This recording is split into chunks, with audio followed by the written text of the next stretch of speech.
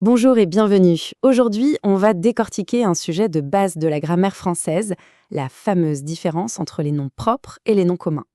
Vous allez voir, c'est beaucoup plus simple que ça en a l'air, et à la fin, promis, tout sera limpide. Pour commencer, j'adore cette phrase qui vient d'un élève. C'est tellement mignon et ça montre très bien une confusion qu'on rencontre souvent. Alors non, un nom propre n'est pas un nom qui sort de la machine à laver. Mais alors, qu'est-ce que ça peut bien vouloir dire? Et voilà la clé. En fait, en grammaire, quand on dit propre, ça veut dire spécifique, qui appartient en propre à une seule personne, un seul endroit, un seul animal. C'est vraiment l'idée de quelque chose d'unique, rien à voir avec la propreté. Bon, maintenant que ce petit malentendu est éclairci, on peut attaquer le cœur du sujet. Allez, c'est parti, on va explorer ce qui différencie vraiment un nom commun d'un nom propre. Ce tableau, il est super parlant, il montre tout d'un coup. À gauche, on a le nom commun, une fille, un chien, une ville. Ce sont des catégories, des concepts généraux. Des filles, il y en a des milliards. Et à droite, on a le nom propre, Aïcha, Pilou, Nouakchott. Là, ce n'est plus une catégorie, non, c'est une personne bien précise, un animal identifié, un lieu unique. D'accord, la théorie, c'est bien beau, mais concrètement, comment on fait pour les reconnaître à coup sûr? Heureusement, il y a deux règles d'or, deux astuces toutes simples qui marchent quasiment à tous les coups. Voyons ça. Alors voilà le secret. Règle numéro 1, la plus importante, c'est la majuscule. Un nom propre, il commence toujours, mais vraiment toujours, par une majuscule, peu importe où il se trouve dans la phrase. Et la règle numéro 2, qui est un super indice, c'est que le nom commun, lui, il est souvent accompagné d'un petit mot juste avant, qu'on appelle un déterminant.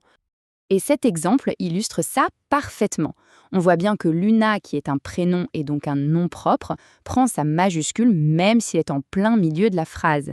C'est vraiment le signe qui ne trompe pas.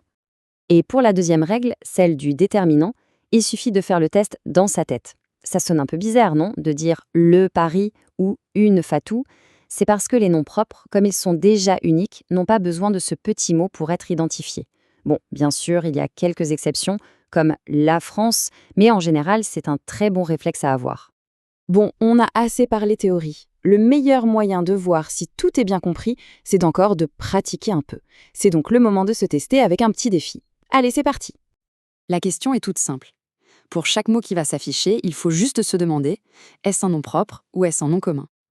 Et voici la liste. On a Europe, chat, Lisa, école, Kifa, livre et Mars. On peut prendre un petit instant, faire une pause si on veut, et essayer de classer chaque mot dans la bonne catégorie. Il suffit de se fier aux indices, la majuscule et le sens du mot. Alors, vérifions tout ça ensemble. Europe, Lisa, Kifa et Mars sont bien des noms propres. Ils désignent un continent, une personne, une ville et une planète bien spécifiques. Et puis, on voit la majuscule. Par contre, chat, école et livre, ce sont des noms communs. Ce sont des catégories générales et on peut dire un chat, une école, le livre. Facile, non? Super travail sur ce petit exercice. Pour être bien sûr que tout ça reste en tête et que les idées sont claires, on se fait un tout petit récapitulatif des points les plus importants.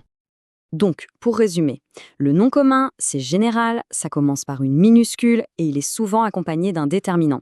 Le nom propre, à l'inverse, c'est spécifique, c'est unique et il a systématiquement sa majuscule. Voilà, c'est aussi simple que ça. Et pour terminer, une petite question pour appliquer tout ça à la vie de tous les jours. Quand on y pense, le nom d'une ville qu'on aime, le prénom d'un proche, le nom qu'on a donné à son animal de compagnie, ce sont tous des noms propres. Ce sont eux qui rendent le monde qui nous entoure unique. C'est une jolie façon de voir la grammaire, non?